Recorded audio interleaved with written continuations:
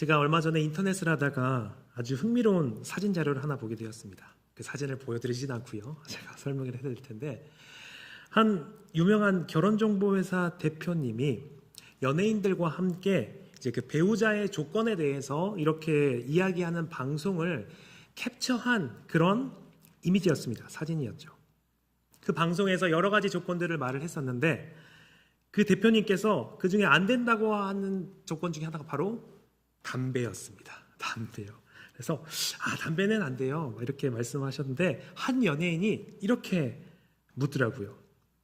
담배도 안 피고 성격도 너무 좋고 모든 조건이 다 마음에 드는데 종교가 있으면요? 이렇게 하더라고요. 그리고 아주 신실하면요? 이렇게 물어보니까 그 대표님이 뭐라고 대답했는지 아십니까? 그 대표님이 3번 연속으로 안 돼, 안 돼, 안 돼 라고 하시더니 손을 휘저으시면서요, 차라리 담배 피는 게 나아, 이렇게 말씀하는 게 이렇게 돌아다니고 있더라고요. 그래서 화면 밑에 자막이 종교는 최종 보스 이렇게 되어 있었습니다. 그 방송에서 그 종교가 기독교라고 직접적으로 나오진 않았지만, 그 사진이 캡처되어서 올라가 있는 그 홈페이지의 댓글란에 보면 이제 기독교 얘기가 가득했죠. 다른 조건이 어떻든 신실한 기독교인이라는 사실 하나만으로 기피의 대상이 되어버리는 요즘의 현실을 보여주고 있었습니다. 세상 사람들은 왜 이렇게 기독교인들을 기피하는 것일까요? 아마도 그들의 눈에는 우리의 삶이 도무지 이해되지 않기 때문일 것 같아요. 주말이면 늦잠도 푹 자고 여행도 가고 싶을 텐데 매주 꼬박꼬박 교회당에 나와서 예배를 드려야 하죠. 정말 열심히 일해서 그 번 돈을 자기만을 위해서 사용하지 않고 헌금으로 내어놓습니다. 게다가 남들이 다 즐기는 적당한 유흥이나 세상의 쾌락에 선을 긋고 함께하지 않습니다. 세상의 시선으로 볼 때 기독교인의 삶은 자기의 인생을 마음껏 즐기지도 못하는 너무나도 답답하고 꽉 막힌 삶처럼 보이는 것 같아요. 그렇다면 우리는 왜 세상에서 이런 취급 받아가면서까지 굳이 이렇게 살아갈까요? 사실 우리 예수님 믿는다고 하면서 그냥 대충 살 수 있잖아요. 그런데 왜 우리는 그렇게 구별되게 살아가려고 또 노력할까요? 그것은 바로 우리가 이 땅에서 누리는 그 잠깐의 여유나 즐거움보다 훨씬 더 가치 있는 그리고 영원한 것을 우리가 발견했기 때문이죠. 그리고 이 영원한 가치를 발견한 사람은 필연적으로 자신에게 주어진 시간을 바라보고 쓰는 방식이 완전히 달라지게 됩니다. 그리고 오늘 본문에서 베드로는 이 땅을 살아가는 나그네인 우리에게 바로 그 이야기를 하고 있습니다. 우리 2절과 3절입니다. 2절과 3절 함께 읽어보겠습니다. 그 후로는 다시 사람의 정욕을 따르지 않고 하나님의 뜻을 따라 육체에 남은 때를 살게 하려 합니다. 너희가 음란과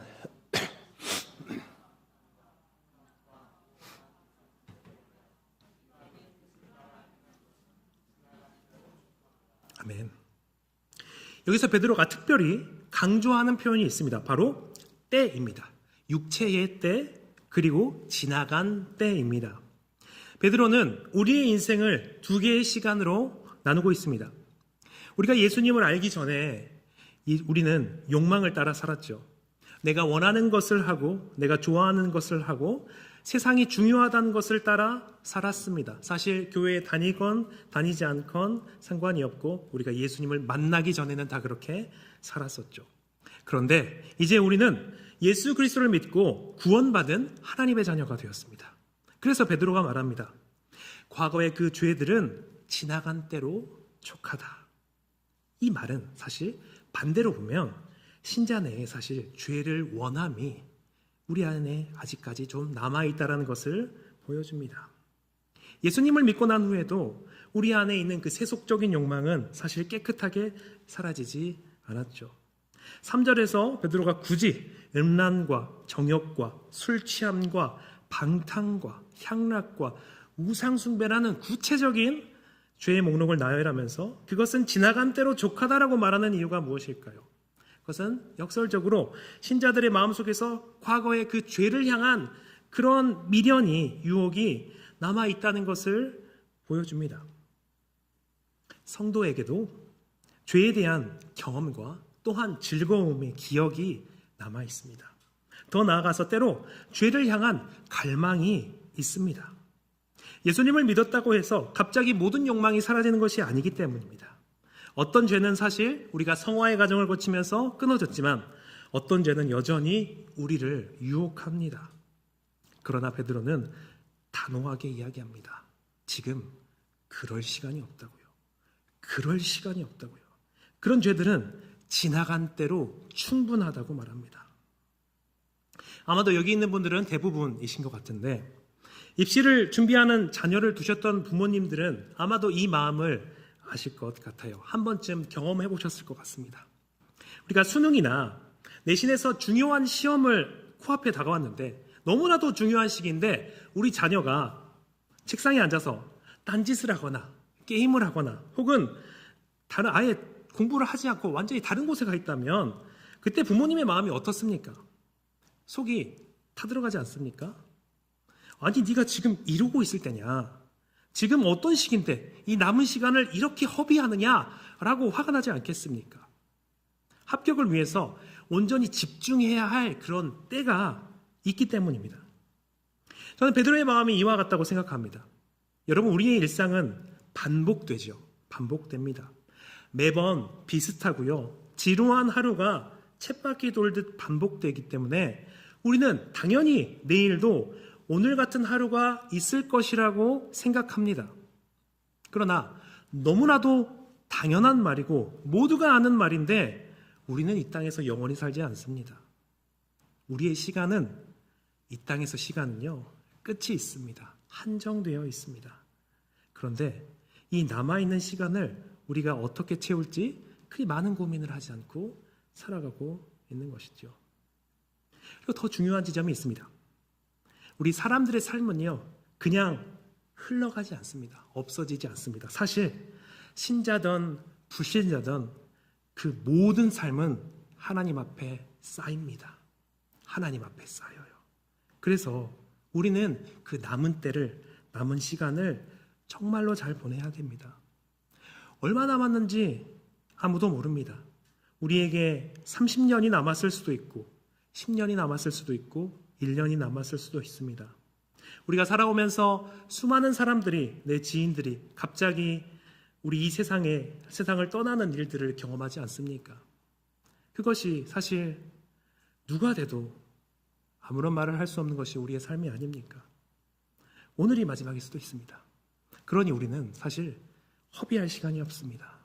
우리의 쌓이는 그 삶, 하나님 앞에 그 쌓이는 그 삶을 우리는 하나님의 뜻에 따라 살아야 됩니다.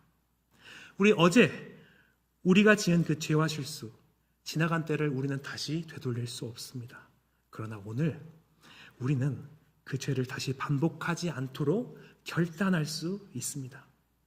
과거의 시간은 바꿀 수 없지만 지금 우리에게 허락된 그 남은 때는 다르게 살 수 있습니다.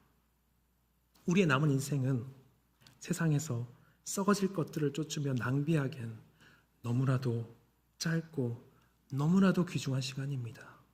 이 시간은 오직 하나님의 뜻을 행하기에 살기에도 너무나도 부족한 시간입니다. 그런데 우리가 이렇게 이방인의 뜻을 버리고 하나님의 뜻대로 살아가길 결단하면 세상은 어떤 반응을 보일까요? 우리가 앞서 도입부에서 살펴본 것처럼 사실 환영해주지 않습니다. 오히려 세상은 우리가 그들과 함께 극한 방탕에 다른 박질하지 않는 것을 이상히 여겨 비방한다고 말합니다. 혀를 차죠. 우리 4절과 6절을 함께 보겠습니다. 4절과 6절입니다. 이러므로 너희가 그들과 함께 그런 극한 방탕에 다른 박질을 하지 않는 것을 그들이 이상히 여겨 비방하나 이를 위하여 죽은 자들에게도 복음이 전파되었으니 이는 육체로는 사람을 심판받으나 영으로는 하나님을 따라 살게 하려 함이라. 우리가 남은 인생을 하나님의 뜻으로 채우고 거룩을 추구하고 살면 우리의 인생이 잘 풀리게 될까요? 우리의 인생이 번영주의 신학처럼 잘 되고 잘 풀리고 세상에서 그 높은 자리에 오르는 그런 멋진 인생이 펼쳐질까요? 아니요, 그렇지 않죠. 현실은 그렇지 않습니다. 만약 예수님 믿어서 다 이렇게 된다면 예수님을 안 믿을 사람이 어디 있겠습니까? 그래서 세상 사람들은 이방인의 뜻을 버리고 세상의 죄를 버리고 거룩하게 살아가려는 우리를 향해서 이렇게 조롱하곤 합니다. 아이고, 유난이다, 유난이야. 근데 그렇게 유난 떨어도 별거 없네 라고 말하는 거죠. 비록 오늘날에는 대놓고 이렇게 말하진 않지만 우리의 헌신과 믿음을 향한 세상의 그 은근한 냉소와 시선을 우리 삶 속에 느끼며 살아갑니다. 베드로가 편지를 쓰던 그 초대교회 당시에도 마찬가지였죠. 세상은 그리스도인들의 삶, 특히 그들이 굳게 붙잡고 있던 부활신앙을 강하게 비웃었습니다. 우리가 6절 말씀을 보면 그 당시 상황을 알 수가 있는데요. 그런데 어떤 분들은 이 6절 말씀을 가지고 죽은 자들에게 복음이 전파되었으니라는 구절을 앞선 3장 19절과 연결해서 잘못 오해하곤 합니다. 네, 지금 그 부분을 보시면 됩니다. 사람이 죽음 이후에도 지옥에서 혹은 음부에서 복음을 듣고 구원을 얻을 수 있는 이른바 두 번째 기회가 주어지는 것이 아니냐고 묻는 것이죠. 6절을 보시면요. 그렇죠. 6절을 보시면 그런 생각이 듭니다. 그리고 3장 19절을 보시면 둘을 연결했을 때 죽음 이후에도 두 번째 기회가 있지 않느냐라는 생각을 하는 거죠. 이 구절을 이와 같이 주장하는 사람은 우리가 흔히 말하는 보편 구원론자들입니다. 제가 수요일 날 농담처럼 이야기했듯이 저는 이 보편 구원론이 맞았으면 합니다. 그런데 사실 이 구절은 명백히 그런 의미가 아닙니다. 이 구절을 가지고 왜 이래서 아닙니다, 저래서 아닙니다, 헬라어를 가지고 여러 이야기까지를 할 수 있지만 사실 그냥 우리가 문맥만 봐도 맞지가 않습니다. 지금까지 베드로 사도가 성도들에게 무엇을 강조했습니까? 고난 속에서도 선을 행하라, 끝까지 인내하라, 하늘 소망 바라보면서 참아라, 악을 악으로 갚지 말고 간곡히 권면했습니다.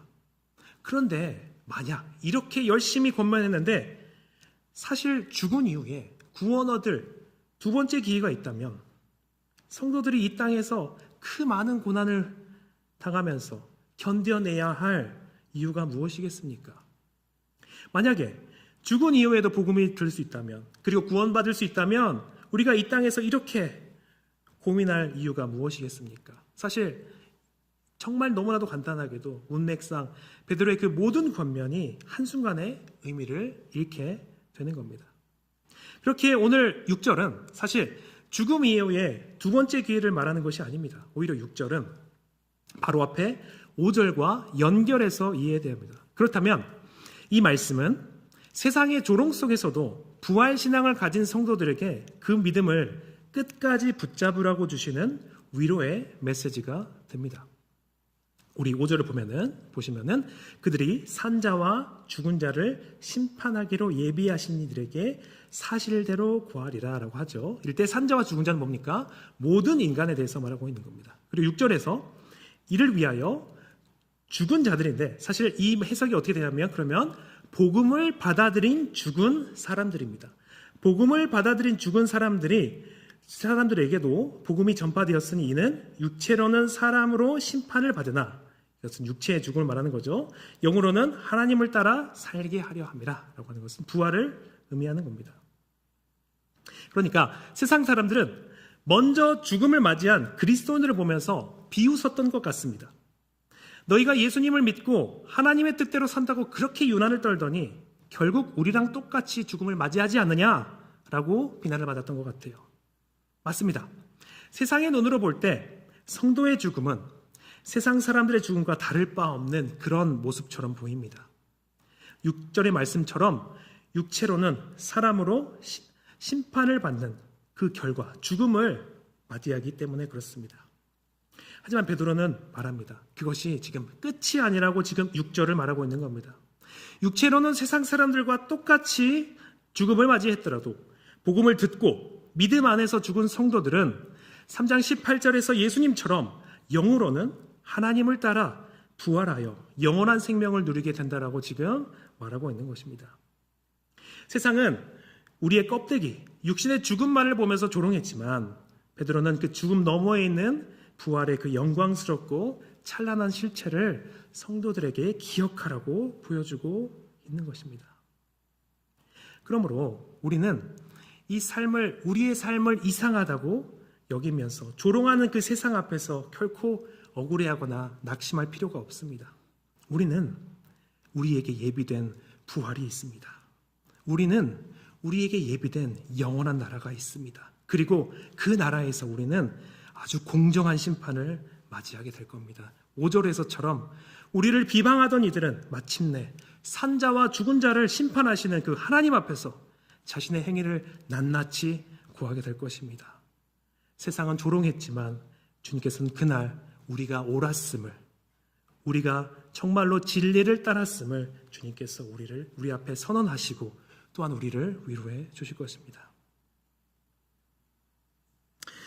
그러므로 우리는 세상의 비난 속에서도 우리의 억울함을 갚아주실 하나님께 모든 것을 온전히 맡기며 우리의 삶을 살아갈 수 있는 것입니다. 그렇다면 우리가 이 짧은 시간, 짧은 세상에서 우리가 살아갈 때 세상의 조롱 앞에서 흔들리지 않고 우리의 남은 때를 끝까지 인내하며 걸어가려면 필요한 것이 무엇일까요? 베드로는 그것을 바로 같은 마음이라고 얘기하고 있습니다. 1절인데요. 제가 읽어드리겠습니다. 그리스도께서 이미 육체의 고난을 받으셨으니 너희도 같은 마음으로 갑옷을 삼으라. 이는 육체의 고난을 받은 자는 죄를 그쳤음이니 라고 합니다. 여기서 베드로는 우리에게 단순히 예수님도 고난 받으셨으니 너희도 꾹 참고 견뎌라 라고 지금 말하는 것이 아닙니다. 바로 예수님께서 십자가 고난을 통과하실 때 그때 품으셨던 바로 그 마음을 너희의 갑옷으로 삼으라고 말하고 있는 것입니다. 그렇다면 그 마음이 우리에게 필요한데 그 마음은 어떤 마음이었을까요? 우리는 흔히 고난을 견딘다 라고 한다면 겟세마네 기도를 떠올립니다. 예수님께서 아버지께 순종하기 위해서 땀이 피가 되도록 기도하시면서 그 씨름하셨던 순종을 위한 그 씨름을 우리가 기억하게 되죠. 우리는 이 마음으로도 갑옷을 삼아야 합니다. 그러나 예수님께서는 사실 이런 마음만 가지신 것이 아니죠. 사실 여기서 베드로가 말하는 마음은 히브리서 12장 2절에서 말하는 예수님의 마음인 것 같습니다. 우리 함께 읽어보겠습니다. 믿음의 주요 온전하게 하시는 예수를 바라보자. 그는 그 앞에 있는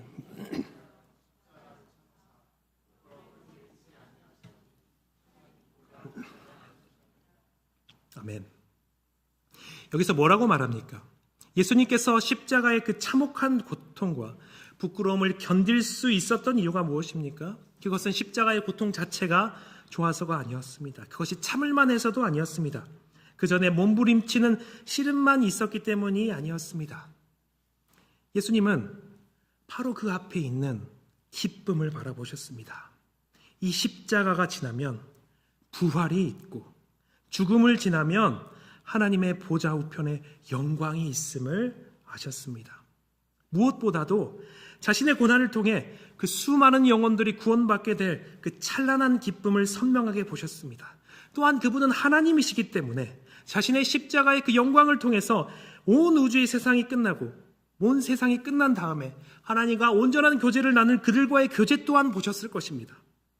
그래서 예수님은 그 기쁨을 보시고 눈앞의 십자가를 참아낼 수 있으셨던 것입니다. 저는 이것이 바로 베드로가 우리에게 말하는 그 갑옷 같은 마음인 것 같아요. 우리가 가져야 할 같은 마음은 바로 고난 너머의 기쁨을 바라보는 마음인 것 같습니다. 전쟁터에 나가는 군인이 적의 화살을 맞기 위해 무기를 맞기 위해 갑옷을 입든 우리도 이 일상 영역에서 이 영적인 갑옷을 입어야 합니다.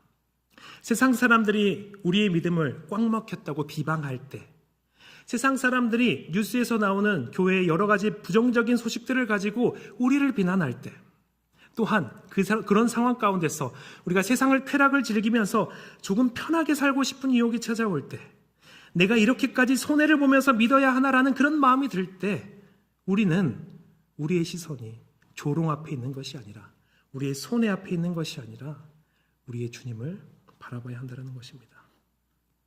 지금 우리가 겪는 고난은 전부가 아닙니다. 우리의 억울함이 전부가 아닙니다. 이 죽음 너머에, 이 세상 너머에는 부활이 있고 마침내 주님과 함께 누릴 그 영원한 기쁨과 영광이 있습니다. 우리가 바라보는 기쁨은 단순히 고난이 끝나는 기쁨이 아닙니다. 그 길 끝에서 우리를 기다리시는 주님과 함께 되는 그 기쁨을 바라보는 것입니다. 이 길 끝에는 우리가 예수 그리스도와 누릴 영원한 영광이 있습니다. 고린도전서 2장 9절에서 이렇게 말씀하고 있습니다. 기록된 바 하나님이 자기를 사랑하는 자들을 위하여 예비하신 그 모든 것은 눈으로 보지 못하고 귀로 듣지 못하고 사람의 마음으로 생각하지도 못하였다함과 같으리라 라고 합니다. 주님께서 우리를 위하여 정말 영광스러운 것을 준비하고 계십니다.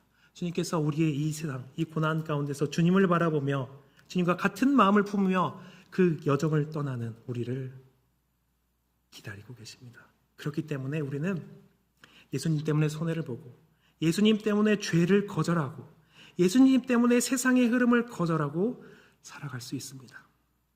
우리가 예수님의 마음을 잊고 그분이 바라보셨던 그 영원한 기쁨을 향해서 우리는 주님과 함께 걸어갈 수 있는 것입니다. 이렇게 본다면 우리에게 정말로 필요한 것은 사실 고난이 없는 편안한 삶이 아닙니다. 성도의 힘은, 성도의 영광은 고난이 없는 데 있지 않습니다. 우리는 고난보다 더 큰 기쁨을 바라보는데 그 영광이 있습니다. 세상이 알아주는 삶이 아니라 세상이 보지 못하는 그 영원한 기쁨을 바라보면서 살아가는 그 마음, 예수님과 같은 마음을 품으며 하나님을 향해 달려가는 것이 바로 우리의 영광일 것입니다. 그러니 우리는 매일 매 순간마다 십자가를 지나 부활의 영광에 이르신 예수 그리스도께 시선을 고정해야 됩니다. 그분을 바라보아야 됩니다. 그분께서 바라보셨던 그 앞에 있는 기쁨을 우리도 함께 바라보며 우리의 남은 때를 흔들림 없이 걸어가야 됩니다. 그것이 바로 베드로가 말하는 같은 마음으로 갑옷을 삼는 성도의 삶이 될 것입니다. 말씀을 정리하겠습니다. 오늘 우리에게 주어진 삶, 이 육체의 남은 때를 어떻게 보내시겠습니까? 세상은 계속해서 우리를 유혹할 것입니다. 때로는 우리가 좁은 길을 걷는 것을 보면서 비웃을 것이고 적당히 타협하며 살자고 손짓할 것입니다. 그러나 우리는 지나간 때로 족한 줄 아는 사람들입니다. 우리에게는 허비할 시간이 없습니다. 우리는 십자가 너머의 기쁨을 바라보시며 승리하신 예수 그리스도를 바라봐야 합니다. 그분의 그 마음, 영원한 기쁨을 바라보는 그 마음을 우리는 가져야 합니다. 이렇게 우리의 삶을 하나님의 뜻으로 하나하나 채워갈 때 주님은 참 잘하였다, 착하고 충성된 종이라고 우리를 칭찬하실 겁니다. 이를 기쁨으로 바라보시며 그 영광을 지금 이 순간에 바라보시며 우리에게 주어진 믿음의 길을 기쁨으로 또한 끝까지 완주하시는 우리 모두가 되기를 예수님의 이름으로 축복합니다. 우리 말씀을 생각하시면서 기도하겠습니다. 첫 번째로 기도하실 때 남은 시간을 하나님의 뜻으로 채우게 해달라고 기도하겠습니다. 우리가 헛된 종용이나 여러 가지 세상의 것들에 마음을 뺏기지 않고 우리의 남은 때로 오직 하나님께 집중하는 시간이 되게 해달라고 기도하고요. 또한 우리가 주님께서 보셨던 것처럼 그 기쁨을 우리의 갑옷으로 입고 믿음의 길로서 승리하게 해달라고 말씀을 생각하시면서 기도하겠습니다. 또한 말씀을 들으시면서 본문을 묵상하시면서 생각나는 것들을 가지고 이 시간 함께 기도하며 나아가겠습니다. 살아계신 하나님 아버지, 주님께서 우리를 사랑하시고 은혜 가운데로서 하나님의 자녀 삼아주셨습니다. 주님께서 우리를 구원하시고 세상의 여러 가지 죄들과 악한 것에서 결별하게 하시고 주님의 뜻을 따라 살게 하셨는데 하나님, 우리가 그렇게 살게 하여 주시옵소서. 하나님, 지나간 대로 족하는 것을 알게 하여 주시옵소서. 이 죄가 너무나도 달콤하고 때로는 너무나도 다시 한번 그 죄 가운데서 뒹굴고 싶은 것이 우리의 마음이지만 하나님께서 우리를 거룩하게 하시고 깨끗하게 하셨다는 것을 기억하며 우리의 삶을 구별하게 하여 주시옵소서. 주님, 이를 위하여서 우리가 같은 마음을 품게 하여 주시옵소서. 예수님과 같은 마음, 그 고난 가운데서도, 어려움 가운데서도 하나님을 바라보는, 정말로 주께서 주실 그 영광을 바라보는 그 삶을 바라보게 하여 주시옵소서. 그래서 참되고 귀한, 정말로 소중한 그 하나님의 나라를 바라보며 영원한 유업을 바라보며 이 땅에서의 삶을 정말 순전하고 거룩하고 하나님 보실 때 귀한 삶을 살아가게 하여 주시옵소서.